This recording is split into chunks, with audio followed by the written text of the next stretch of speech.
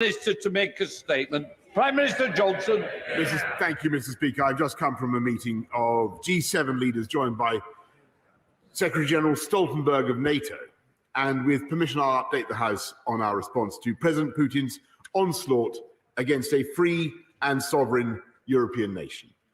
Shortly after 4 o'clock this morning, I spoke to President Zelensky of Ukraine as the first missiles struck his beautiful and innocent country and its brave people, and I assured him of the unwavering support of the United Kingdom. And I can tell the House that at this stage, Ukrainians are offering a fierce defense of their families and their country. And I know that every honourable member will share my admiration for their resolve. Earlier today, President Putin delivered another televised address and offered the absurd pretext that he sought the demilitarization and denazification of Ukraine.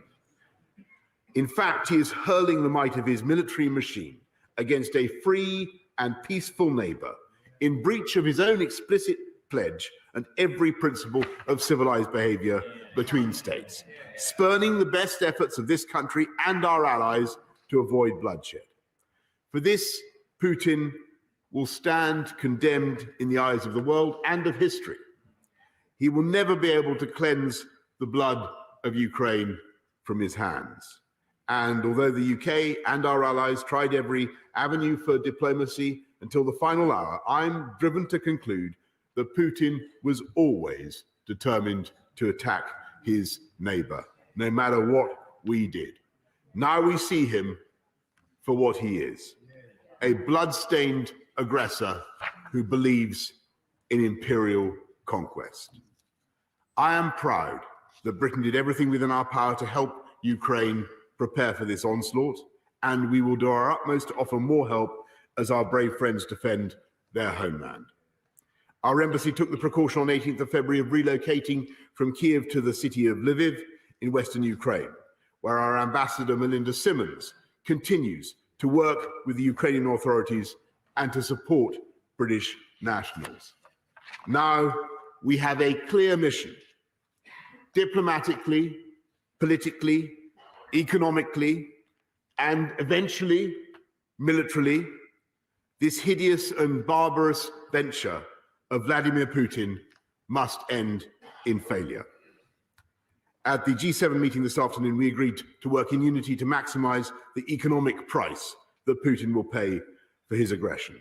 And this must include ending Europe's collective dependence on Russian oil and gas that has served to empower Putin for too long. So I welcomed, again, Chancellor Scholz's excellent decision to halt the certification of Nord Stream 2.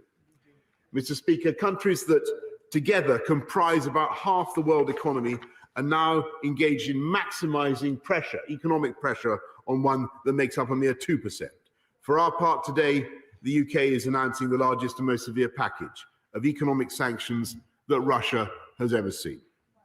With new financial measures, we're taking new powers to target Russian finance, in addition to the banks we've already sanctioned this week. Today, in concert with the United States, we are imposing a full asset freeze on VTB. More broadly, these powers will enable us totally to exclude Russian banks from the UK financial system, which is, of course, by far the largest in Europe, stopping them from accessing sterling and clearing payments through the UK. And with around half of Russia's trade currently in US dollars and sterling, I'm pleased to tell the House that the United States is taking similar measures. These powers will also enable us to ban Russian state and private companies from raising funds in the UK, banning dealing with their securities and making loans to them. We will limit the amount of money that Russian nationals will be able to deposit in their UK bank accounts, and sanctions will also be applied to Belarus for its role in the assault on Ukraine. Overall, we'll be imposing asset freezes on more than 100 new entities and individuals, on top of the hundreds that we've already announced. This includes all the major manufacturers that support Putin's war machine. Furthermore, We are also banning Aeroflot from the UK. Next, on top of these financial measures and in full concert with the United States and the EU, we will introduce new trade restrictions and stringent export controls similar to those that they in the US are implementing. We will bring forward new legislation to ban the export of all dual-use items to Russia, including a range of high-end and critical technological equipment and components in sectors including electronics, telecommunications, and aerospace. Legislation to implement this will be laid early next week. These trade sanctions will constrain Russia's military, industrial, and technological capabilities for years to come. We're bringing forward measures on unexplained wealth orders from the Economic Crime Bill to be introduced before the House rises for Easter. And we will set out further detail before Easter on the range of policies to be included in the full bill in the next session, including on reforms to Companies House and a register of overseas property ownership. We will set up a new dedicated kleptocracy cell in the National Crime Agency to target sanctions evasion and corrupt Russian assets hidden in the UK, and that means oligarchs in London will have nowhere to hide. And Mr. Speaker, I know that this House will have great interest in the potential of cutting Russia out from SWIFT. And I can confirm, as I've always said, that nothing is off the table. But for all these measures to be successful, it is vital that we have the unity of our partners, the unity in the G7 and other fora. And, Mr. Speaker, Russian investors are already delivering their verdict on the wisdom of Putin's actions. And so far today, Russian stocks are down by as much as 45%, wiping $250 billion from their value in the biggest one-day decline on record.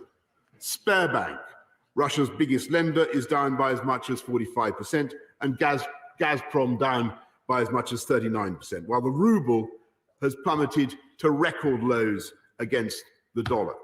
We will continue on a remorseless mission to squeeze Russia from the global economy piece by piece, day by day, and week by week. And we will, of course, use Britain's position in every international forum to condemn the onslaught against Ukraine, and we will counter the Kremlin's blizzard of lies and disinformation by telling the truth about Putin's war of choice and his war of aggression.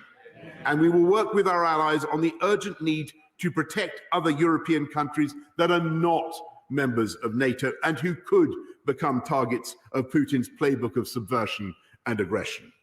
And we will resist any creeping temptation to accept what Putin is doing today as a fait accompli. There can be no creeping normalization, not now, not in the months to come, not in the years ahead. We must strengthen NATO's defenses still further. And so today I called for a meeting of NATO leaders, which will take place tomorrow, and I will be convening the countries that contribute to the Joint Expeditionary Force, which is led by the United Kingdom and comprises both NATO and non-NATO members.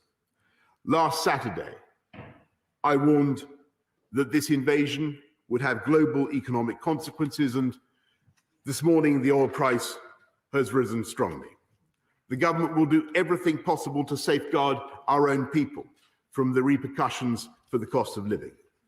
And of course, we stand ready to protect our country from any threats, including in cyberspace.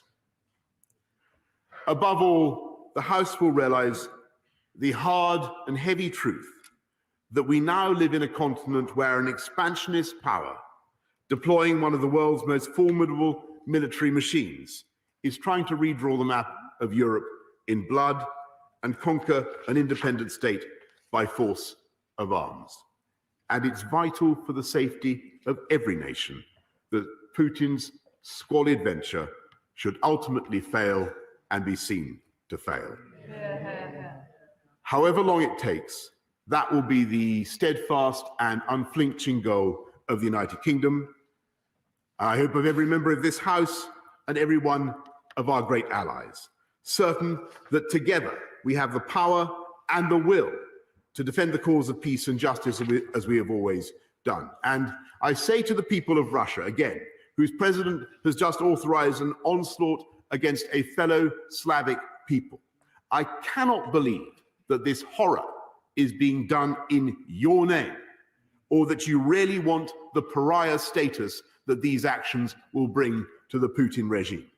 And to our Ukrainian friends, in this moment of agony, I say that we are with you and we are on your side.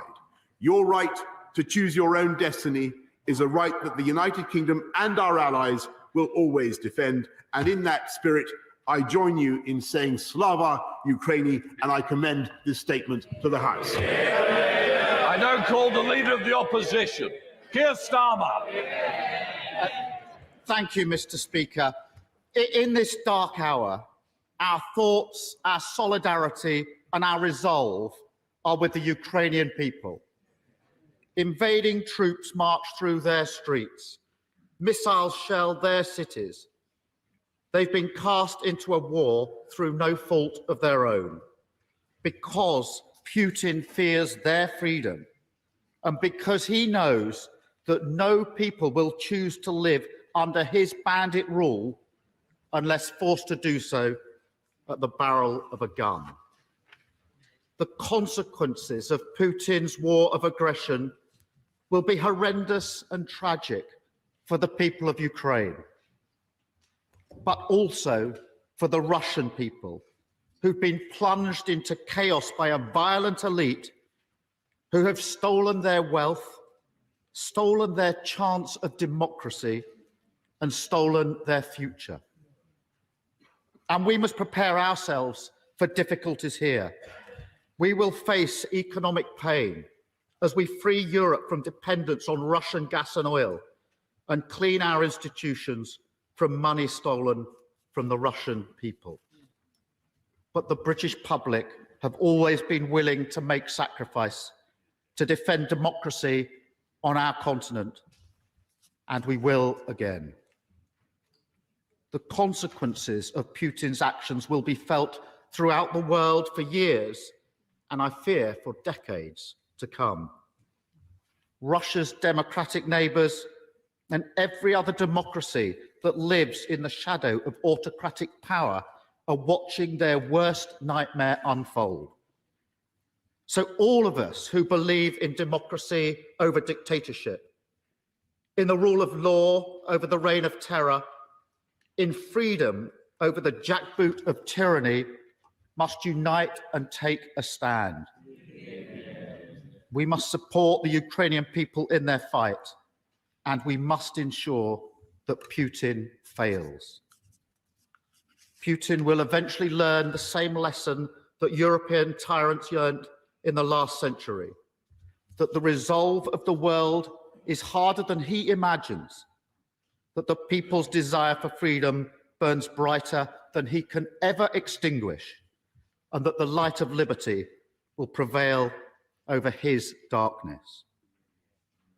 For that to happen, we must make a clean break with the failed approach to handling Putin, which after Georgia, after Crimea, after Donbass, has fed his belief that the benefits of aggression outweigh the costs.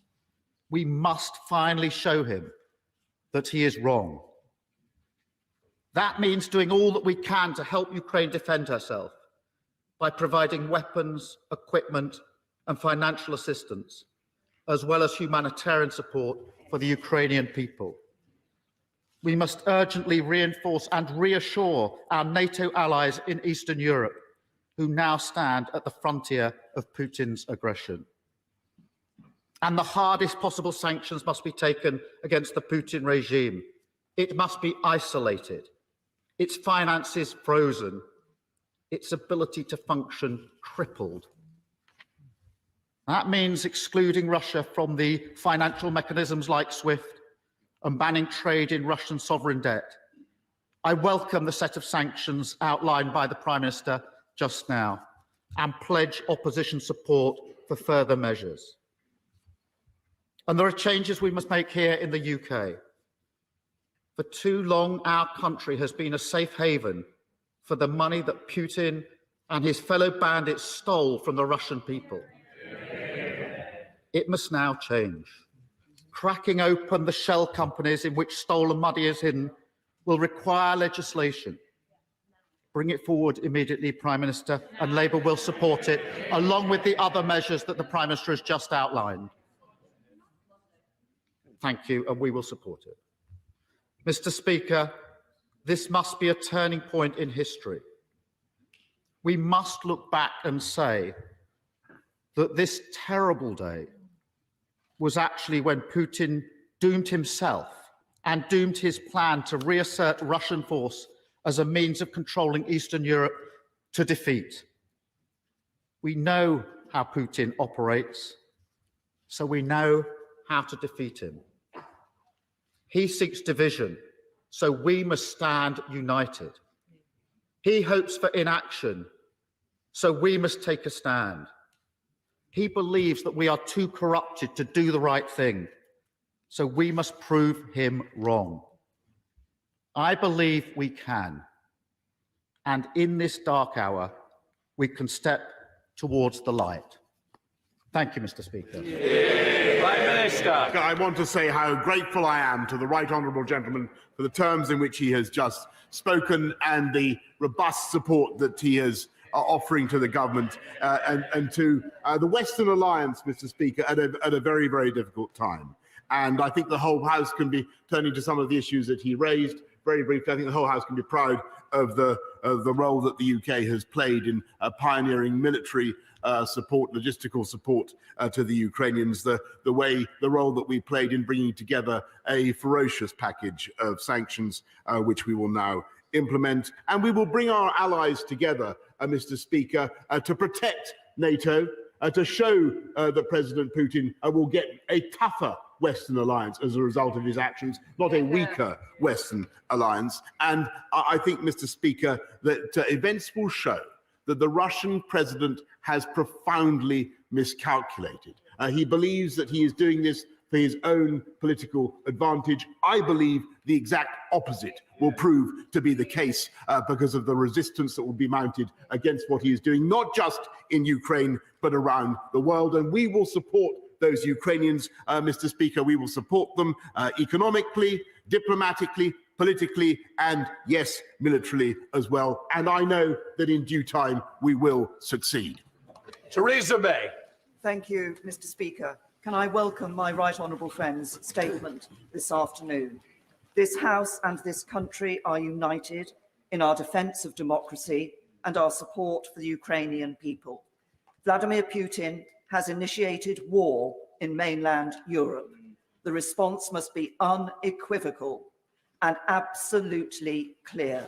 So will my right honourable friend confirm that the government is putting in place every possible economic sanction so that Russia feels absolutely the cold wind of isolation and the Russian people understand that Vladimir Putin has brought their state to a pariah state?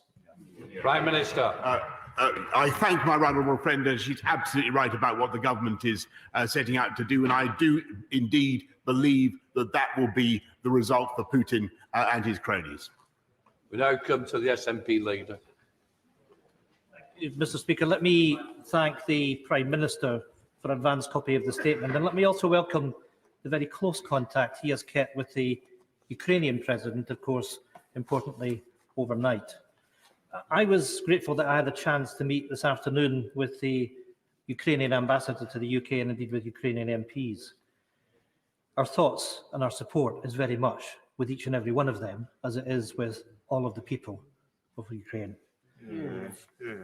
Mr. Speaker, although last night's events have been prophesied and predicted for some time, the acts of Russian violence, aggression and tyranny are no less shocking.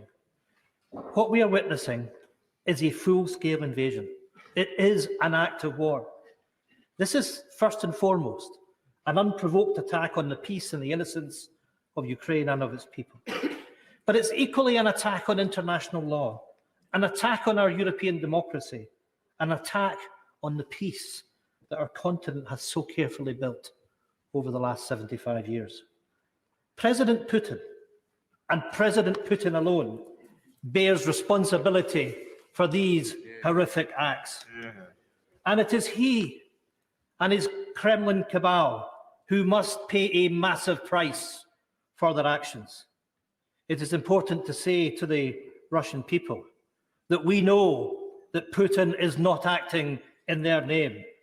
He is a dictator. He is an imperialist. He is a tyrant.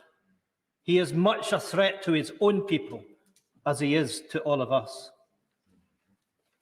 Mr. Speaker, this is a moment for unity, and it's especially a moment for European unity. All of the economic sanctions that are now finally being implemented have one clear objective: the complete economic isolation of the Russian state. Can the Prime Minister confirm that this is the objective and that he has agreed that with his international allies? That economic isolation must include sanctions on Putin and his network of oligarchs and agents, their expulsion from countries around the world, sanctions on his banks and their ability to borrow and function, and sanctions on his energy and mineral companies. And as I said yesterday, it must finally mean clearing up the sewer of dirty Russian money that has been running through the City of London for years. And I know all the complications involved, but can I ask the Prime Minister that the actions to be taken to suspend Russia from the SWIFT payment system, one of the steps that would hit the Putin regime the hardest. But just as we rightly seek to punish Putin, we must redouble our support and solidarity for the Ukrainian people. Can the Prime Minister give further details on the humanitarian aid being deployed and the plans in place to offer refuge and sanctuary where necessary to those that have been displaced? And what plans are in place to evacuate the families of UK citizens currently in Ukraine, given that commercial flights have now stopped?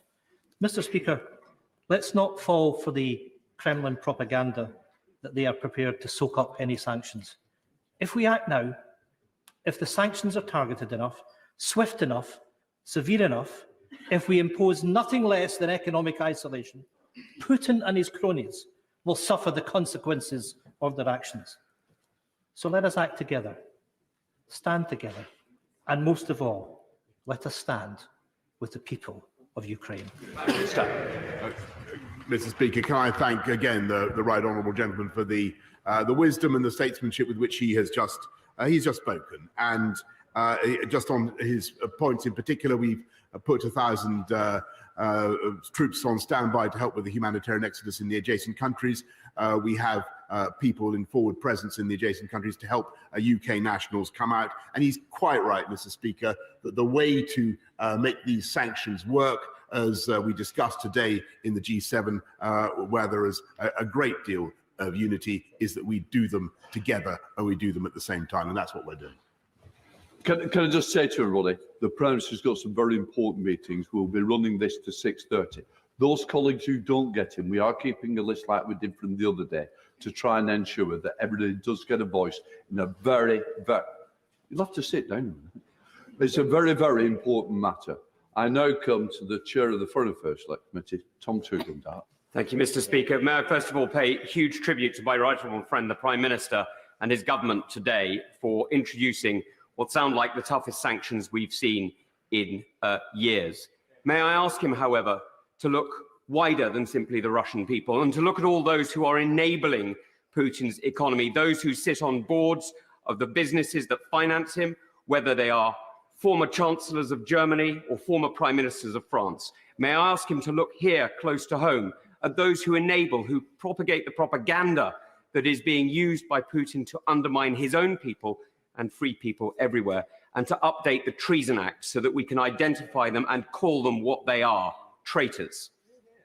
Can I also ask the Prime Minister one last question, which is when he speaks to people around the world that he speaks with the truth that he can in Russian through the BBC Russian service and starts to broadcast in languages other than Russian into Russia so that all Russian peoples can know their oppression doesn't need to exist. They don't need to side with a tyrant.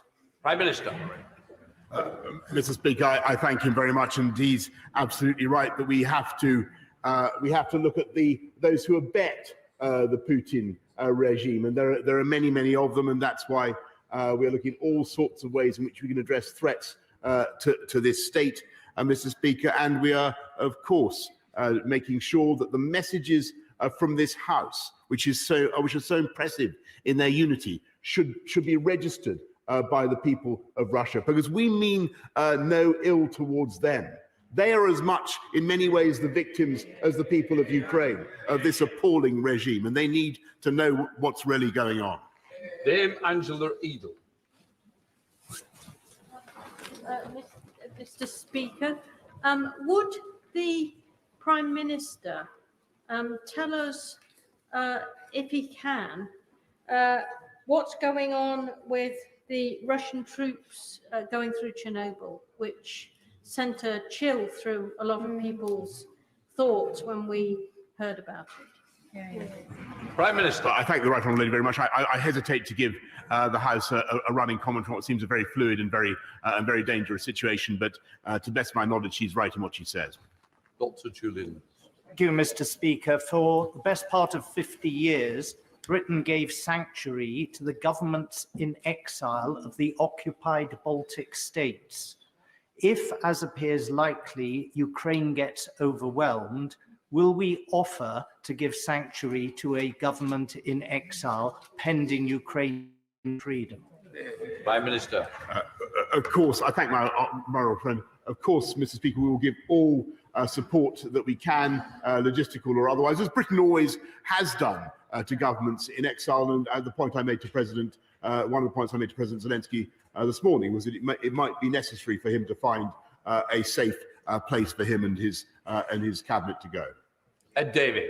Mr. Speaker, with President Putin responsible for this catastrophic human tragedy, Liberal Democrats join all sides to stand in solidarity with the people of Ukraine, and I thank the Prime Minister for his statement. Today must be a wake-up call. The West has been too complacent over Putin's threat for too long. We have taken for granted our fragile alliances, so crucial for the defense of freedom, emboldening Putin, this outrageous act of aggression. The West cannot be complacent any longer. So will the government reverse its proposed troop cuts to the British Army and offer far greater military support to our NATO allies in Eastern Europe?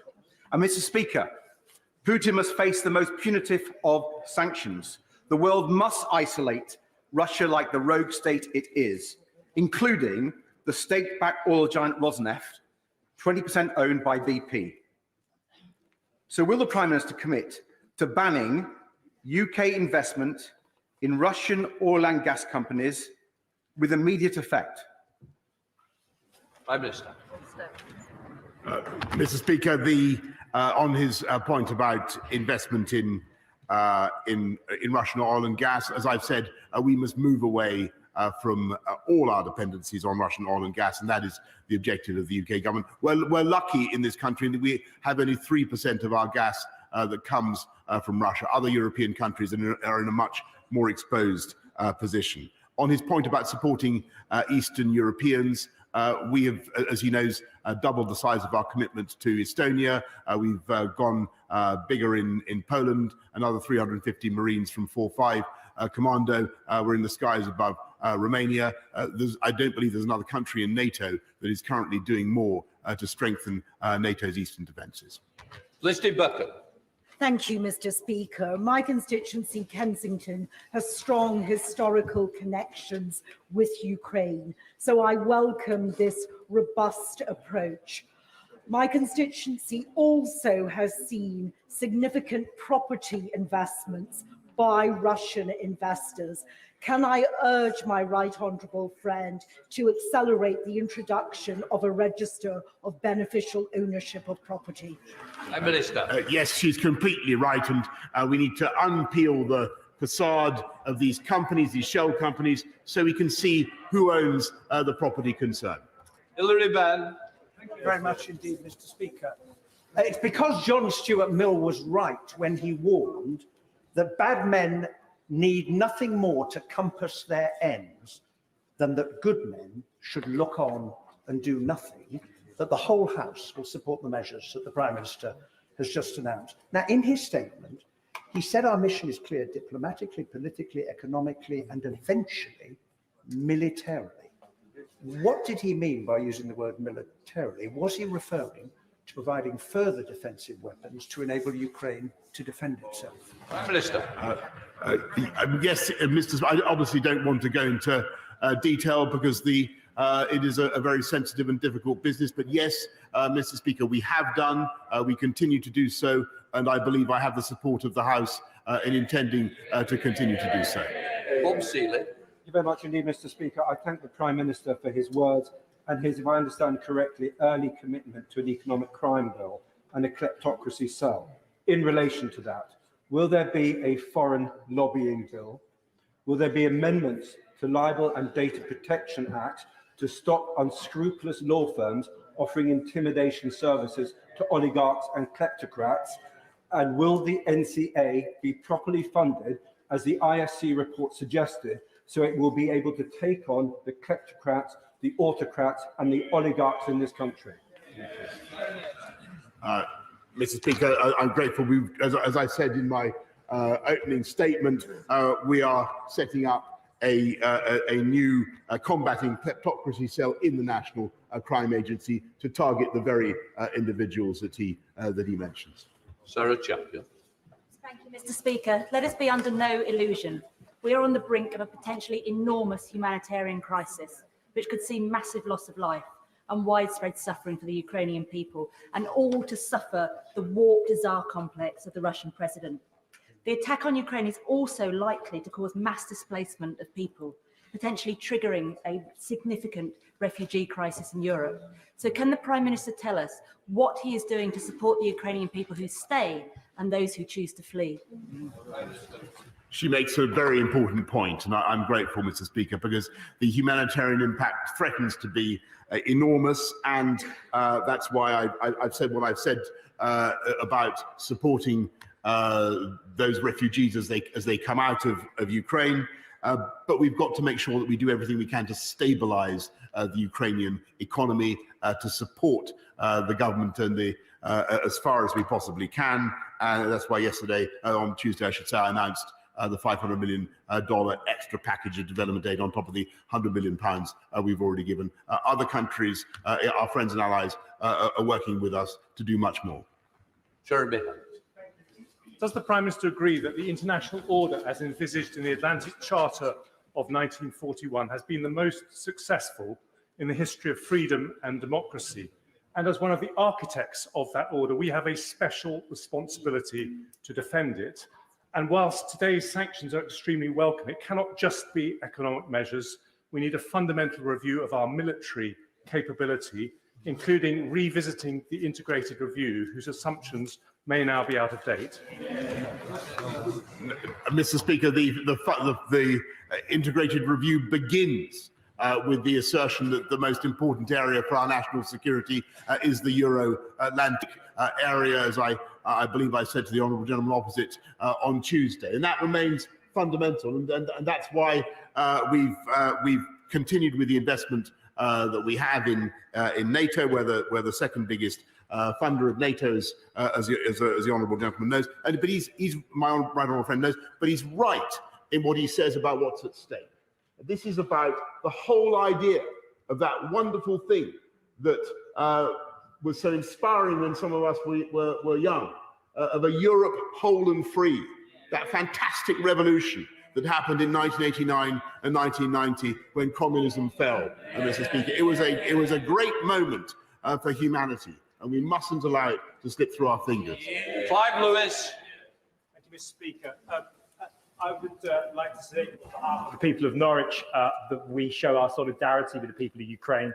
But warm words will not defend the Ukrainian people. I've been speaking to people who have been liaising with Ukrainian trade unions, people who've been fighting privatization and wage cuts. But they say one thing, that they will not run from their homes. They will defend their families. Those people need to be able to defend themselves. I support the Prime Minister's assertion that we will be providing more defensive capabilities for that end. But let me say one thing, Prime Minister and Mr. Speaker. Will you agree, Prime Minister, that we must have an end to this by a negotiated settlement and not by an escalation of military means? Mr. Speaker, I think the whole House, everybody in the world would want President Putin to have chosen the path of negotiation. He had that moment. And that's why, if you remember, we had that discussion in this House on Tuesday about that perilous moment which we all discussed. He had that opportunity. I'm afraid he's missed it. He's chosen the path of overwhelming violence and destruction. And I'm afraid that puts us on a very, very different course. And we have to accept that reality. David Davis. Everybody will wholeheartedly support the Prime Minister's sanctions, hopefully against all 140 Russian oligarchs that support Putin and against all the major banks. The Prime Minister also described the Russian state as a pariah state. And he's right, because they have broken international criminal law on a major scale. Can we actually implement our view of the pariah state by ensuring that everybody involved in that decision, if they leave Russia to go abroad, face international criminal sanctions wherever they go? I thank my right honourable friend, and that is exactly what we can now do, thanks to the measures that this House has passed. Neil Hamlett. Thank you, Mr. Speaker. This morning, we woke to the worst possible news, and I make no apology in hoping for a diplomatic solution. However, my party and I condemn the escalating Russian aggression. This is a fluid and developing situation, but we are now in uncharted territory.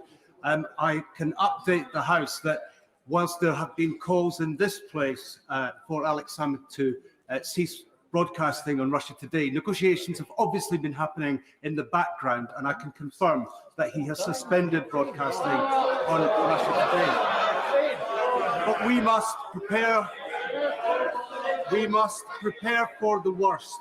And I would ask the Prime Minister, what strategy is he bringing forward to increase the capacity of North Sea oil and gas so that we can support ourselves and EU member states and protect our people from a further increase in the cost of living?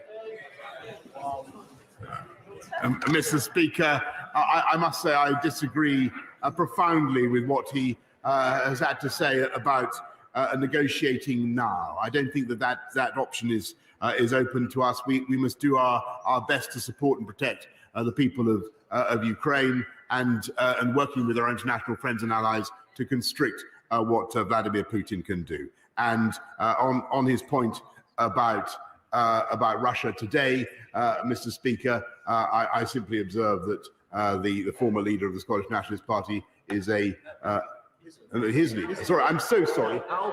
I'm sorry. His leader. I understand the pleas he entered in defence and mitigation.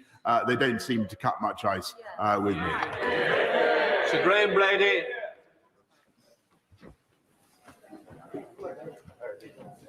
I wasn't standing. Steve Crabb is the name.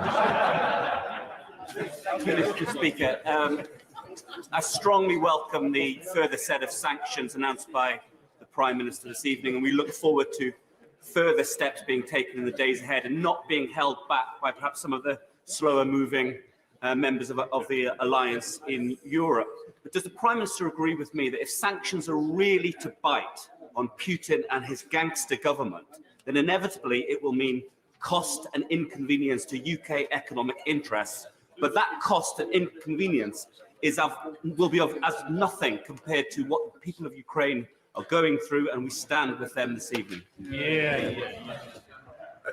Yes, I'm afraid my honourable friend is right. It will mean cost. It will mean inconvenience. It will mean difficulty for us in the UK. But that will be a price worth paying, Mr. Speaker, for defeating the objectives of Vladimir Putin and showing that aggression does not pay. Diana Johnson. Could I just follow up on the question from the honourable member for the Isle of Wight about the combating kleptocracy cell in the National Crime Agency, and just seek from the Prime Minister a view whether additional powers will be required for the National Crime Agency and additional resources for them to do their work? I thank her very much. They will, of course, they have plenty of existing statute, but the additional powers that they will have, amongst other things, will be the ability to peel back the facade of ownership, which I think will be extremely valuable. Jonathan Ginocchia. Thank you, Mr. Speaker. Whilst this terrible, appalling incident is, of course, directly the cause of Russia, I think it's appropriate that we also recognise that over the last 14 years, the UK, the EU, the US collectively have not been attentive to Russia in the way that we should. Can my right honourable friend now say that whatever happened in the past, moving forward, we are not going to let Russia fall between our fingers again? Mr. Speaker, I think the lesson of 2014 is that the whole of the West failed to respond in the way that we should. And when a sovereign country was invaded and part of that country was occupied, I'm afraid it was quite wrong that we tried to manage the situation with the various diplomatic processes that we did, which in the end produced absolutely nothing except finally this catastrophic invasion today. We have to a bitter lesson, Mr. Speaker, about how to deal with Vladimir Putin.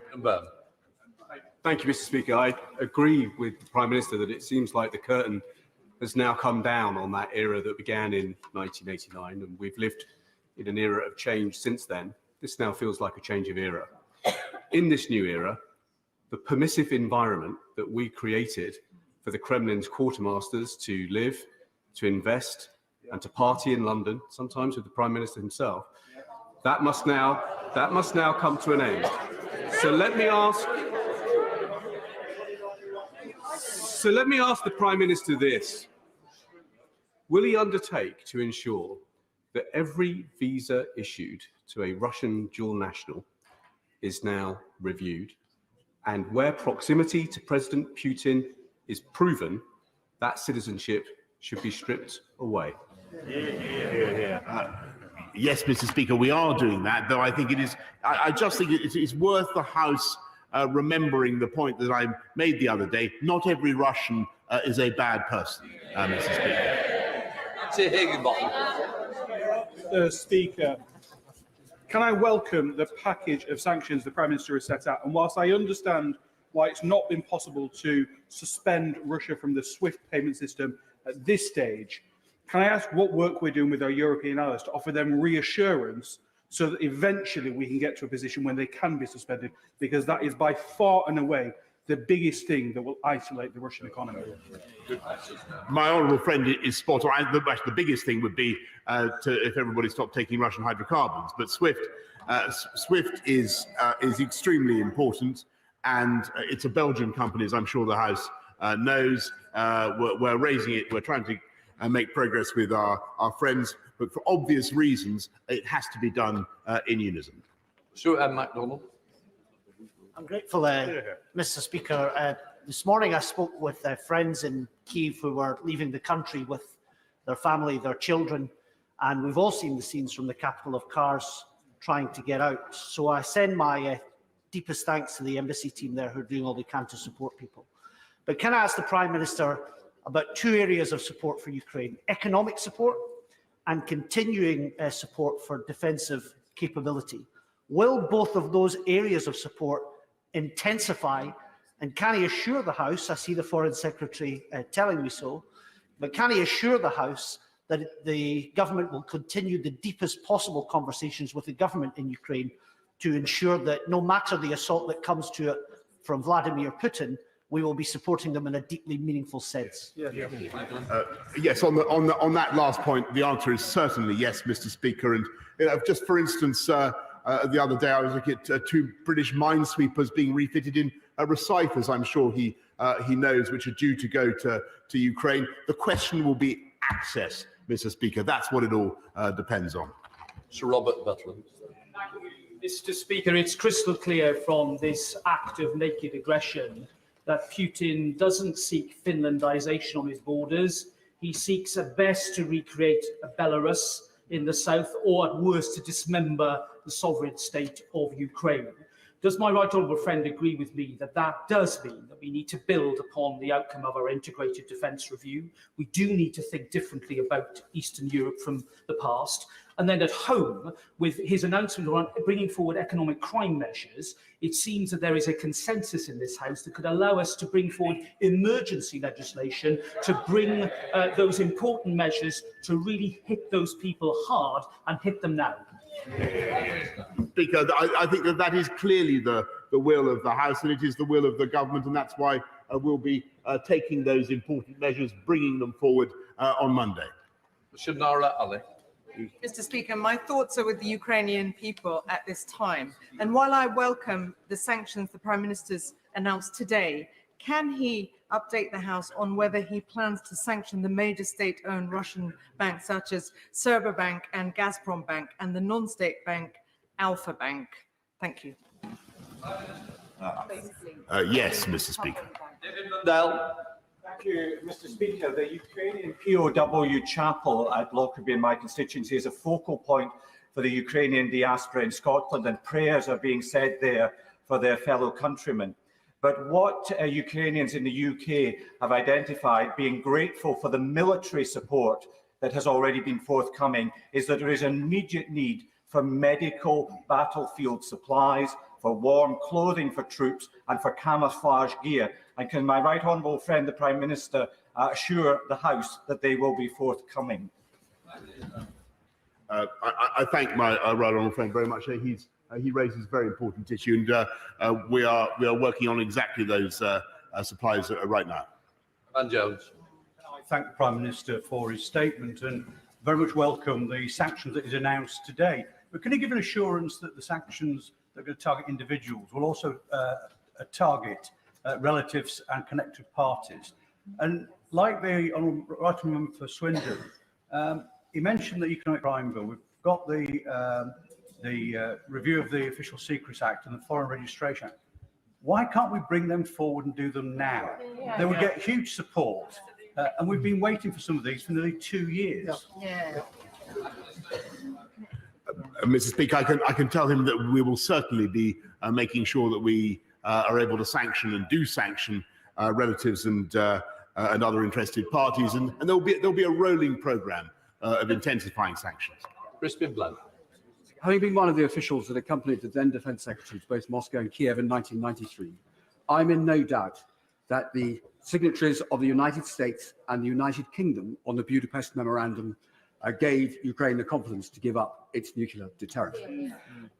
Will my right honourable friend support the United States, to whatever extent it is prepared to go, to stand alongside the United States in giving whatever military support it's prepared to do so to Ukraine?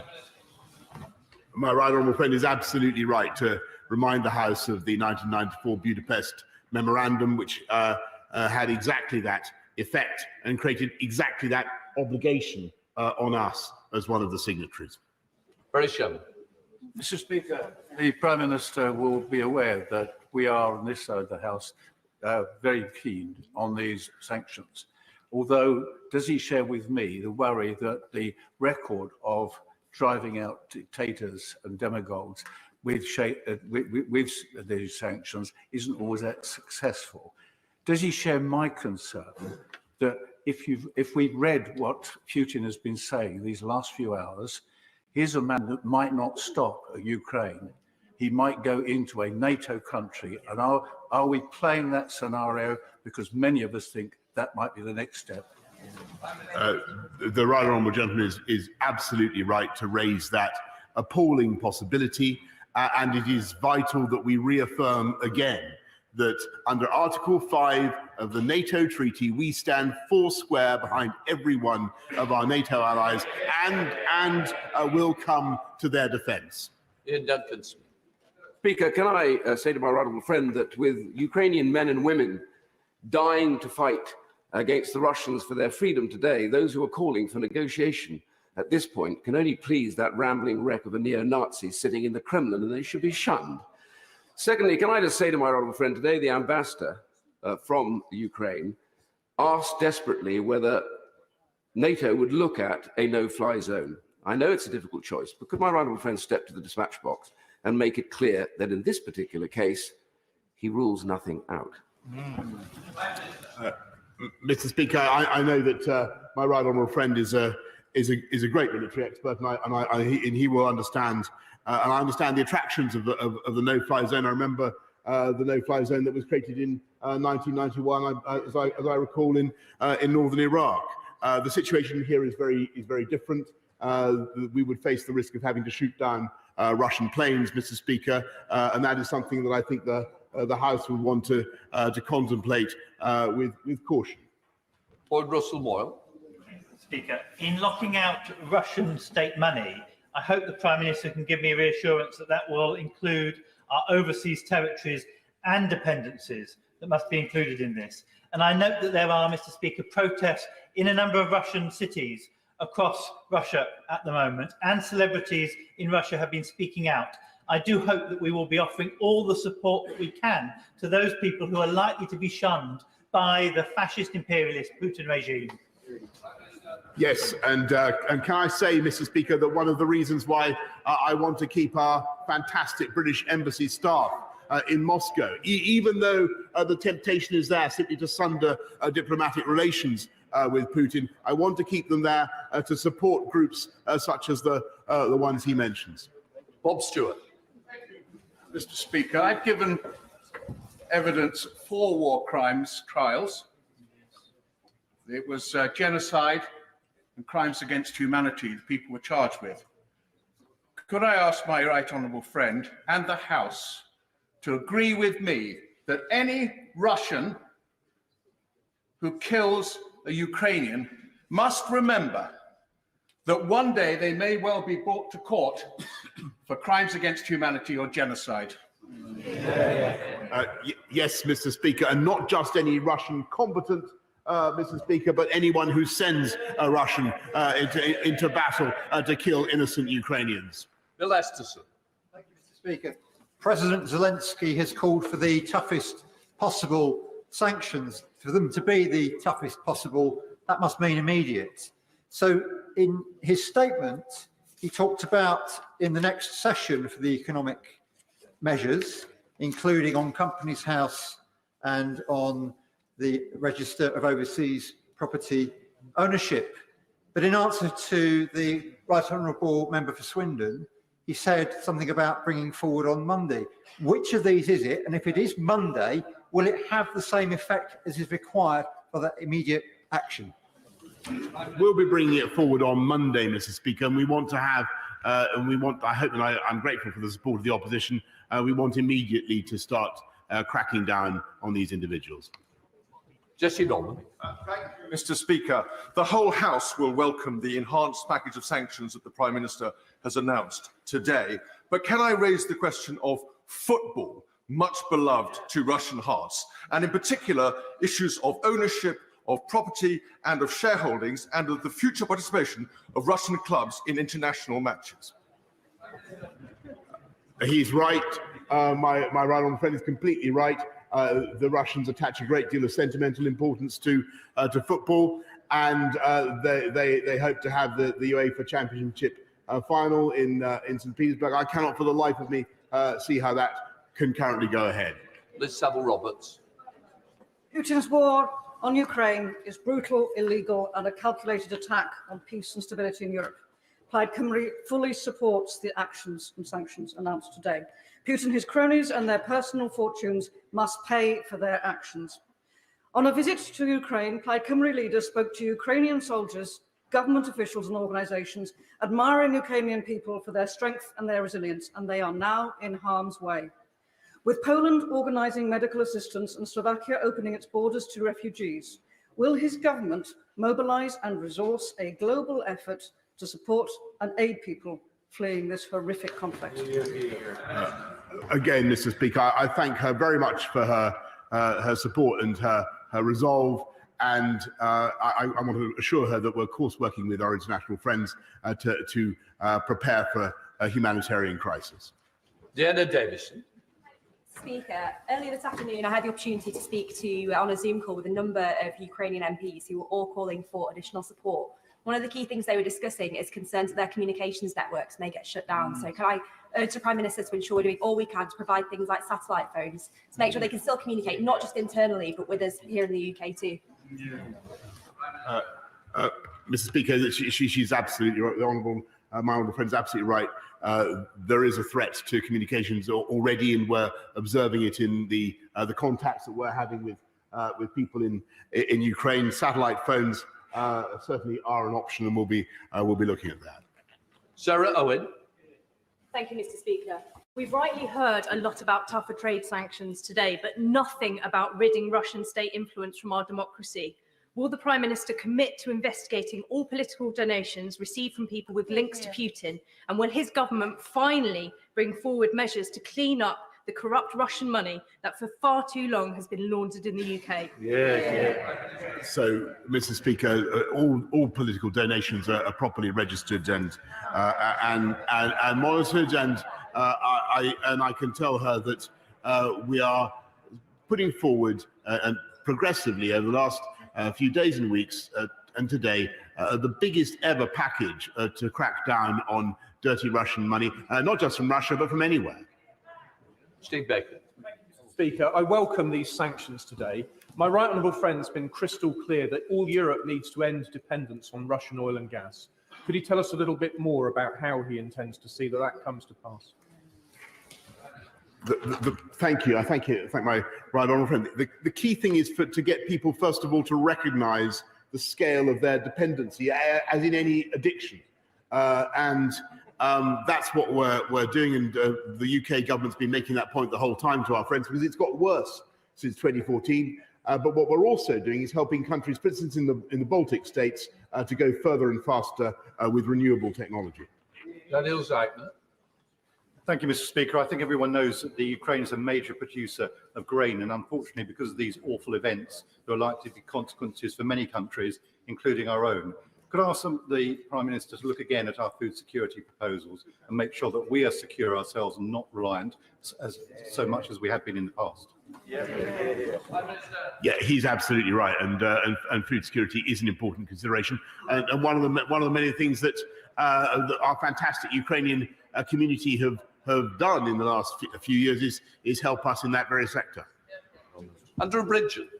Thank you, Mr. Speaker. Does my right honourable friend agree with me that Western Europe's ongoing reliance on Russian oil and gas has been a major factor in emboldening President Putin in the mistaken belief that he can invade his peaceful neighbour with relative impunity? And in the UK, shouldn't we refocus our energy policy on maximising the use of our own natural resources, looking again at fracking while we invest in low-carbon alternatives? Yes, the honourable gentleman is totally right. My honourable friend is totally right when he talks about the excessive dependence on hydrocarbons. We're moving away from it in this country. I do think there is a merit, and I think he and I might be in agreement on this. There is a merit in a transitional phase in continuing with the use of hydrocarbons in this country rather than pointlessly importing them from abroad. Mr. Speaker, Putin's imperial bloodlust won't stop at Ukraine. We're rightly focused on sanctions, military and humanitarian support, and our commitment to Ukrainian freedom.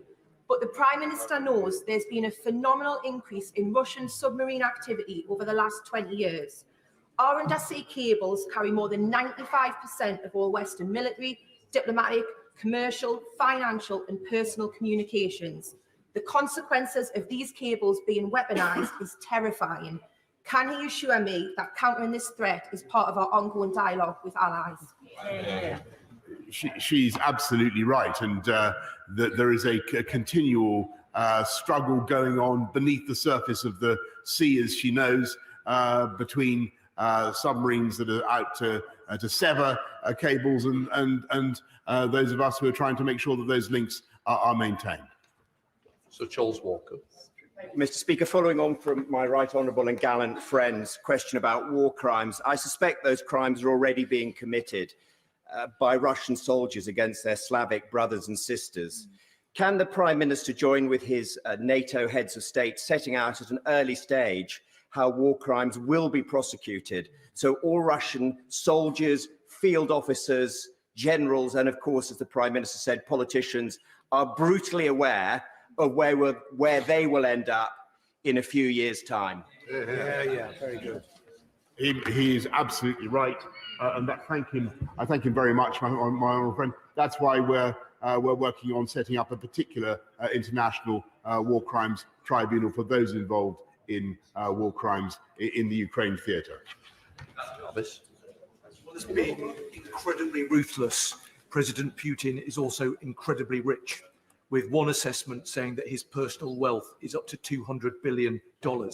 So can the Prime Minister ensure that President Putin himself pays a heavy price by targeting his own cash and assets? Yes, absolutely, Mr. Speaker, and not just him, but as the House has heard over the last few days, as many of his immediate cronies and family as we can hit. Second Batty. Mr. Speaker, and I thank the Prime Minister for all that he's done. Just before the statement, I spoke to some of the Ukrainian protesters who are outside. One of them was holding back tears as she spoke about her mother in a cellar as her house is surrounded by Ukrainian tanks. So any member of this House who's asking for a negotiated settlement needs to go and speak to them, because all they want is to live their lives as free and peaceful people. Will the Prime Minister confirm to the people of Ukraine that he will do everything he can to end the tyranny of Putin, and that he will do everything he can to make sure that they live as a peaceful and free people? Yes, I certainly can confirm that, Mr. Speaker. And what I can also say is that I believe by making this invasion, I think that President Putin has done more than anybody else to bring his regime to an end. Because I think in the end he will pay a huge price for what he has done, and I know that this House will want to make it so.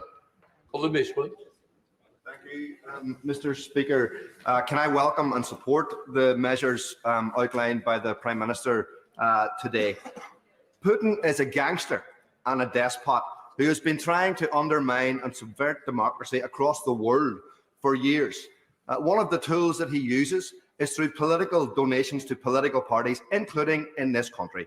Will the Prime Minister commit today to ridding the democracy in London from to ridding Russian money out of democracy in this country? Yes, of course, Mr. Speaker.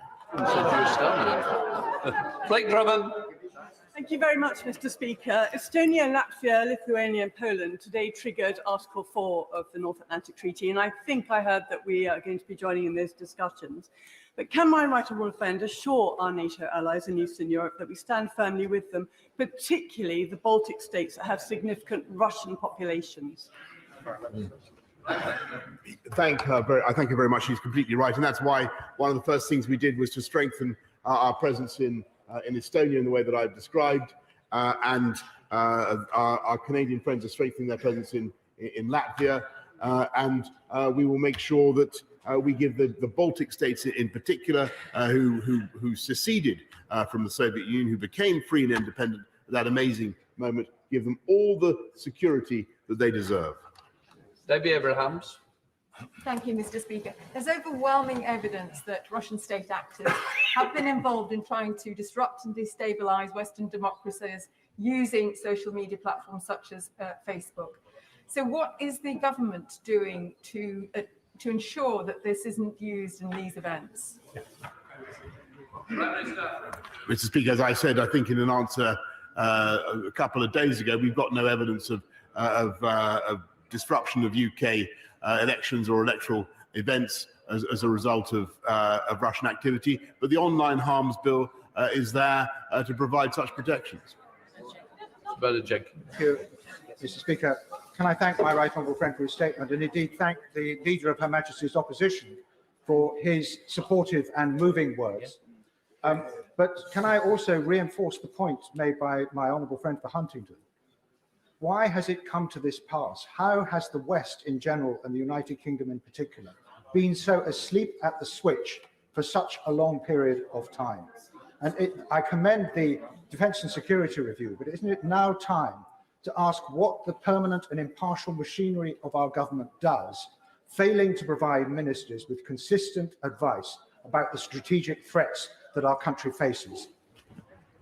Mr. Speaker, I think there are all sorts of reasons for the failure of the West to take sufficient account of the threat of Vladimir Putin since 2014, but the biggest are oil and gas. Dick Smith. Mr. Speaker, with cyber attacks and falsehoods, Russia is peddling lies today. Now, observers on the ground are crucial to relay the truth. Now, in recent weeks, the UK has withdrawn its team from the OSCE Special Monitoring Mission because staff safety is key. But can the Prime Minister look again to support international efforts like this to get to the facts and counter Russian disinformation? I thank the MMR teams. They're wonderful. I've met them, and they do a fantastic job. I'm sorry that they've had to be withdrawn for the duty of care reasons that he rightly alludes to, and we will keep it under constant review. Liam Fox. The 1994 Budapest Memorandum saw Ukraine give up its nuclear weapons in return for a security guarantee not only signed by Britain and the United States, but by Russia. Does my right honourable friend believe that Ukraine would have been invaded had it retained its nuclear weapons? And what does it say about the value of a Russian signature on any international agreement? Well, it's clear that President Putin sets no store by international law, whatever, and that is just one of the legal obligations that he has torn up. Kirsty Black. Thank you very much. Mr. Speaker, we awoke this morning to images of innocent families cowering in tube stations. We know the Putin regime's propensity for repression and tyranny, particularly when it comes to minorities. Will the Prime Minister ensure that humanitarian aid is delivered not just in concert with other international partners, but also with third sector organisations? Yes, of course. The third sector plays an invaluable role. Graham Stewart. Mr. Speaker, I welcome the Prime Minister's statement and his specifically ruling out the threat of creeping normalisation, because this House should be under no doubt that Putin is well prepared. He has hundreds of billions of foreign currency reserves. He has a military that has been tested. And will the Prime Minister do everything he can to convert the current intent into frameworks that cement our intent over time, because he is betting on the fact that it won't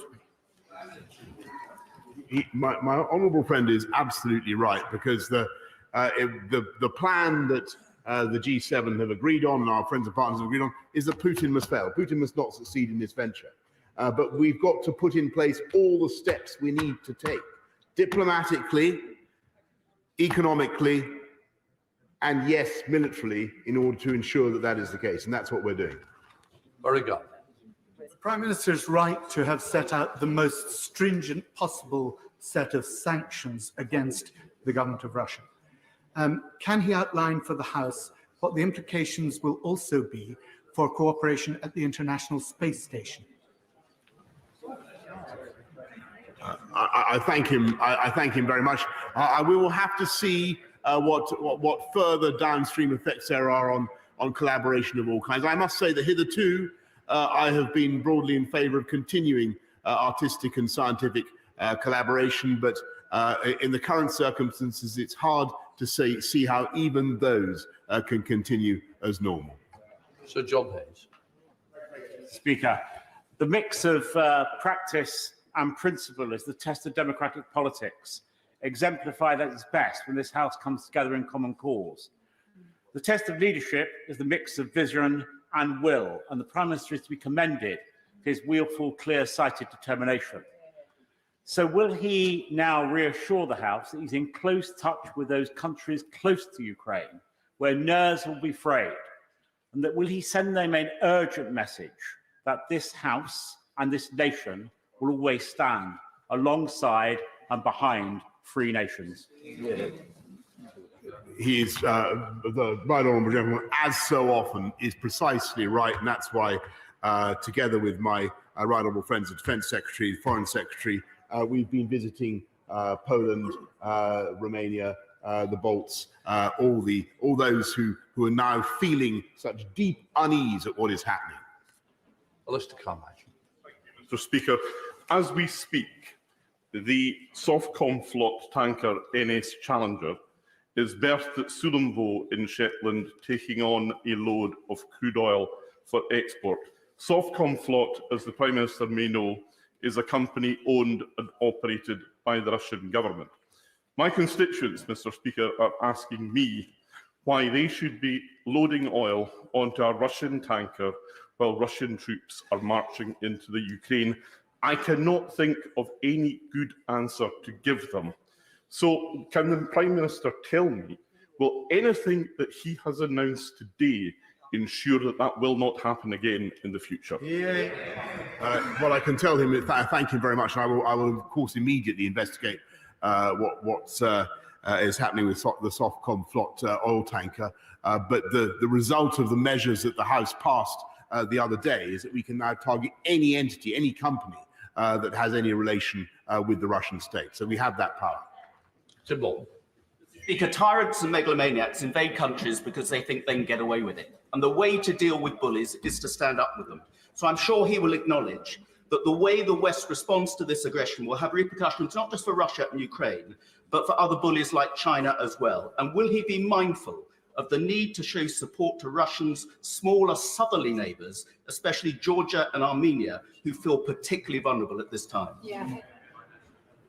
Yes, I thank him. He's right, because the read across, the knock on is obvious for Georgia and Armenia. What he proposes to create, Putin, is a new sphere of influence, a new Yalta, in which those countries come behind his new Iron Curtain. Stephen Wakefield. Thank you, Mr. Speaker. As a member of this House with Ukrainian heritage, this issue particularly troubles me. I'd like to thank the Prime Minister for his tone of his statement and the resolute and swift action that he's proposing in tackling Russia, but the resolute and swift support he's offering to the people of Ukraine. During his speech, he also highlighted the issues of the cost of living and the rise of fuel prices. Could he also touch on what further action the government will take in order to address that issue?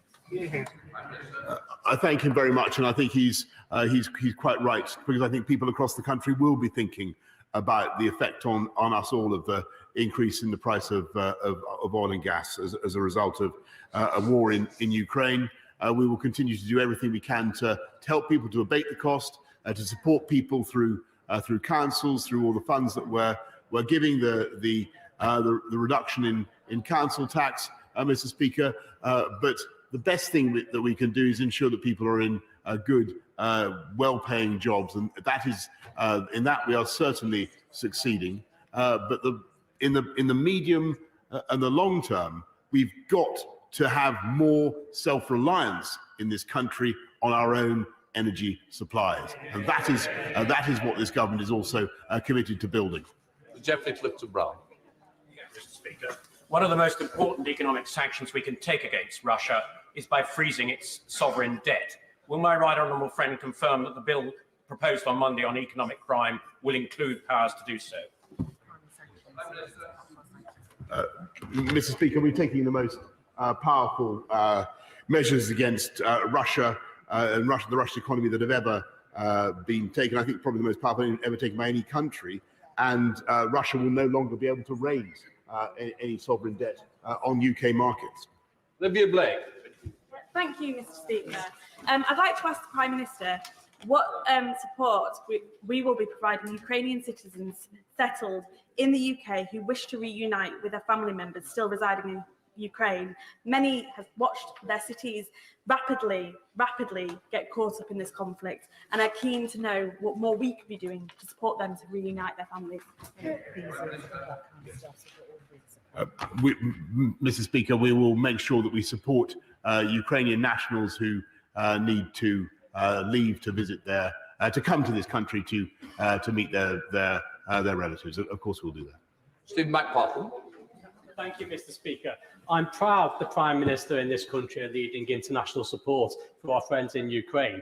Domestically, will the Prime Minister be providing more support for organisations such as our NHS, public sector organisations and businesses that will now be the subject of Russian cyber attacks? He's right to point to this risk, Mr. Speaker, and I think it's foresighted. We're investing massively in cyber protection. I think another £2.6 billion we're putting in. I think in the last few years we've tackled more than 3,000 cyber attacks. It is a risk. It's a risk that I'm afraid we must run in the cause of freedom. Matt Robert. Thank you, Mr. Speaker, and I'd like to offer my wholehearted support for much tougher sanctions against President Putin and his dreadful regime. Mr. Speaker, as the honourable gentleman from Lockerbie mentioned earlier, there are many historic Ukrainian communities in Great Britain and Northern Ireland, and indeed I would like to commend the work of the Reading Ukrainian Centre. I would like to ask the Prime Minister what additional support can the government give to these very valuable community groups and centres around the country who offer such support to families, friends, relatives, both in the UK and in the Ukraine. I think, Mr. Speaker, perhaps the most important thing we can do for the Ukrainian community in this country is thank them, recognise them for everything that they've done for us in the last decades. They've been an amazing addition to the UK economy, to our cultural and artistic life. John Barron. Thank you, Mr. Speaker. The House is united in its condemnation, but I suggest to the Prime Minister that the lessons to be addressed from this affair started with the invasion of Georgia, Russia's invasion of Georgia in 2008 and not 2014. And given, many of us across the House have been warning about Russia, and yet the response has been weak. Does the Prime Minister accept that as we enter the battle for democracy globally, we have got to understand that the sooner you square up to the playground bully, the better, and that we adequately support our hard and soft power to do that? Yes, he is quite right, and I know that by soft power he's thinking also of the British Council, which can have such a wonderful beneficial effect across Russia, and I've seen its work across Russia. But Mr. Speaker, he's right about standing up to the playground bully. We should have done it ages ago. I think the scales have fallen from the eyes of many of our friends and partners. Dr. Philippa Whitford. Thanks very much, Mr. Speaker. In an earlier response, the Prime Minister suggested that this country would welcome people who were reuniting with family here. I have a constituent who's Ukrainian, but a British citizen who's trying to bring her mother from Ukraine, but being turned down because she is over 18. Her mother is on her own, has no family, so naturally she's frightened. So will we see a change in the Home Office to enable British citizens who are Ukrainian to bring their vulnerable family here? Yes, I thank her very much. I think I read out a helpline number in the House on Tuesday. I don't have it again. There is a number both in Lviv and in this country. But if she could do me the favour and send me the details, well, I'll take them up. Richard Drax. Thank you, Mr. Speaker. Can I commend my honourable friend and his ministers for the firm stance they're taking? None of us know where or what Mr. Putin's longer-term aims are. If Ukraine falls, and I fear it might, his covetous eye might land on the Baltic states and other vulnerable countries. Can my right honourable friend reassure NATO members that if one Russian boot lands on NATO soil, military force will be met by military force? Yes, and what is so encouraging, Mr. Speaker, is that the whole House understands the vital importance of that Article 5 guarantee that we make to every one of the 30 members of NATO. Tony Lloyd. Sir Tony. The Prime Minister quite rightly pits this as being a battle between the party of law and those who support international law. There is only one lawful government in Ukraine. That's the government of President Zelensky. If they are forced to move, forced possibly into exile in the short run or the longer run, will the Prime Minister state very clearly that we will make sure they can be a functional and effective government wherever they operate from? It's a very important point that he raises. I'm grateful, and that's why in our discussions with President Zelensky, we are seeing what we can do to give them the practical support that they need to continue. Robert General. The City of London is a global asset whose enduring success doesn't rest on dirty money. It rests on a commitment to excellence and on the adherence with the rule of law. So it's right that we now use that as a way to show global leadership. Can I encourage my right honourable friend to sanction all of the remaining Russian banks, to sanction the executives associated with them, and I notice that many are resigning today, to publish a further list of individuals, resident in this country or otherwise, to be sanctioned, and to redouble his excellent efforts to suspend Russia from SWIFT as the single most effective immediate step that the West could do to put pressure on Vladimir Putin. I thank him very much. I thank him particularly for his important testimonial to the City of London, whose work should not be sullied, Mr. Speaker, by association with ill-gotten Russian money. But the programme that he set out for sanctions is exactly the right one, and the one the government is following. Okay. Thank you, Mr. Speaker. Returning hate for hate multiplies hate, adding deeper darkness to a night already devoid of stars. Will the Prime Minister reiterate that our quarrel is not with the Russian people? It is with their leader, Vladimir Putin, and he has committed a very, very grave error. He is so right, and I know that that is what the House thinks. We admire the Russian people. Our links to the Russian people go back to the time when we stood shoulder to shoulder to fight fascism with the Russian people. Russia's contribution to culture, to art, to literature, to music, unparalleled. It is an extraordinary country, and nothing that we do or say should obscure that. Trebadley. Winston Churchill created the Council of Europe as a bastion against fascism and communism. And since the fall of communism, Russia has set great importance by its membership as a fig leaf of respectability. Every time our Conservative group has tried to get them expelled, we've been foiled by Russian gold. Will the Prime Minister now instruct his ambassador on the Council of Europe to move for the immediate expulsion of Russia from the Council of Europe, so there is no place for gangsters in the halls of civilized nations? Yes, I think eloquently put, Mr. Speaker, and he's dead right. And I think that my honourable friend for Henley made the point the other day, and I certainly, who's on the Council of Europe, I certainly agree with that. Gerard Davis. Mr. Speaker, so many Russians today see the attack on Ukraine as they would see an attack of their father on their mother, because there's such intimate family relationships between these two groups. And today, thousands of Russians are protesting in cities against their domestic law, against this awful war. Will he provide them with his support? Will he amplify their support to help reduce the support, any support there is for this ridiculous war, and also provide sanction and safe haven for people, refugees, including troops who may want to re-engage, the troops outside of Ukraine, so they can re-engage, so we can win this war at home and abroad? He makes a series of extremely important observations, and yes, I think it's vital that we get the message across to the whole of Russia about what is really going on. They're being lied to day after day, and I think that his point about supporting troops who need temporary exile, as it were, is a very good one. Peter Byrne. Thank you, Mr. Speaker. I'd like to thank the Prime Minister for yet again coming to House to keep us informed and for his leadership in this crisis. He was right to provide military aid to Ukraine, but the Ukrainian ambassador did ask for our support in a no-fly zone today. In his answer earlier, I think the Prime Minister was keeping that option open. Is that correct? Yeah.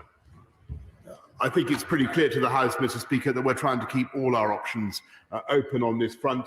Some of them, frankly, may be more practicable than others, and I think we must also have a dose of realism about what we can do on the military front. But we will keep all things under review. Rachel Hopkins. Thank you, Mr. Speaker. Many of the residents in my constituency come from a number of the countries on the eastern flank and still have relatives living there. Obviously, like us, they'll be deeply concerned about the humanitarian impact of the crisis. So, what steps is the government taking to prepare for the humanitarian issues? And with the 1,000 troops on standby to help with humanitarian assistance, will they now be deployed? I think she raises a very important point, and what we're seeing now, tragically, is people moving west out of Kyiv, columns of traffic, as I'm sure the House knows. We are people already moving into southeastern Poland. There is going to be an influx, as I said to the President of Poland, Prime Minister of Poland as well. We're there to help. Laura Trott.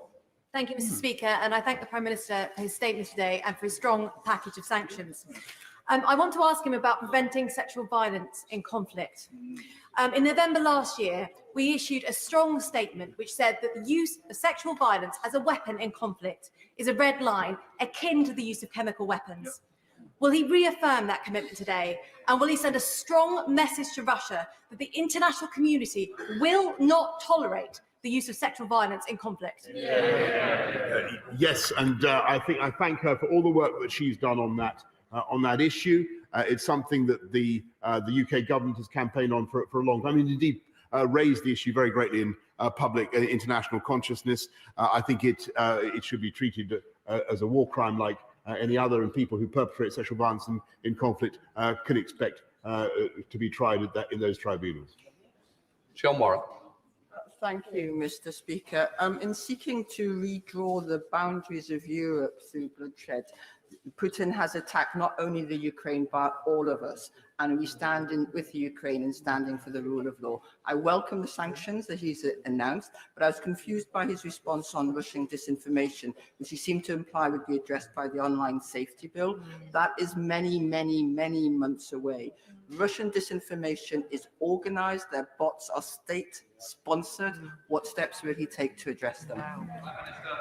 I thank her. We've got and she raised a good point, but we've got, what we're doing is a massive, positive Stratcoms campaign in Russian, in Ukrainian, to make sure that people get the truth and they hear the truth. Adam Holloway. Thank you, Mr. Speaker. As we've noticed this afternoon, virtually everyone in this House has supported the efforts towards resistance over the last few months and in these days.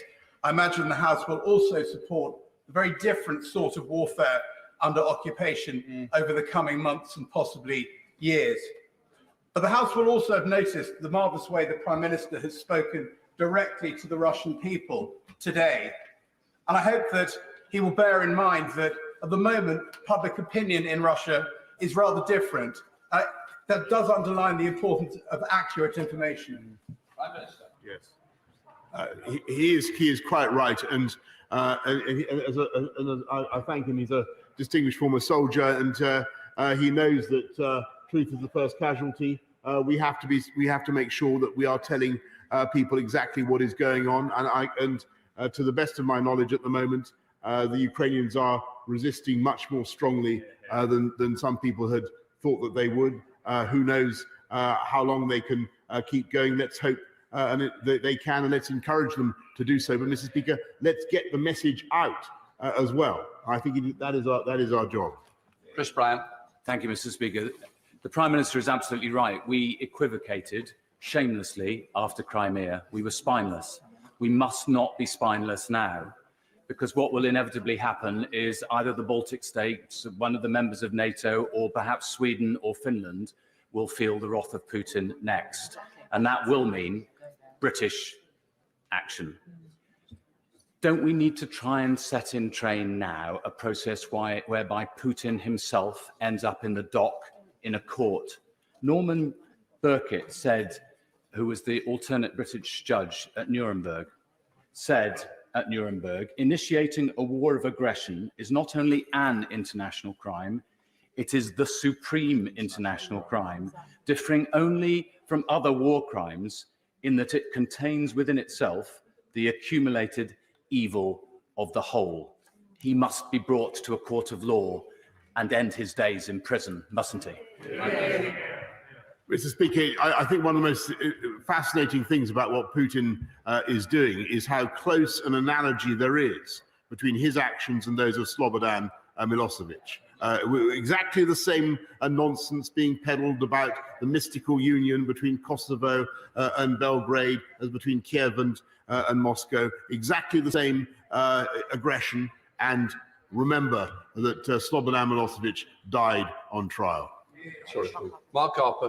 Very much, Mr. Speaker. I welcome the package of sanctions set out by the Prime Minister and the fact that he's confirmed more will come. If they are to be successful at punishing President Putin for what he has done to date and deterring him from going further and attacking our NATO partners, they must be sustained. And if they're to be sustained, we must be honest with the British people that there is going to be a cost for them. We are going to have to pay an economic cost, but it's a cost we must pay, and it pales into insignificance compared to the cost of the people of Ukraine.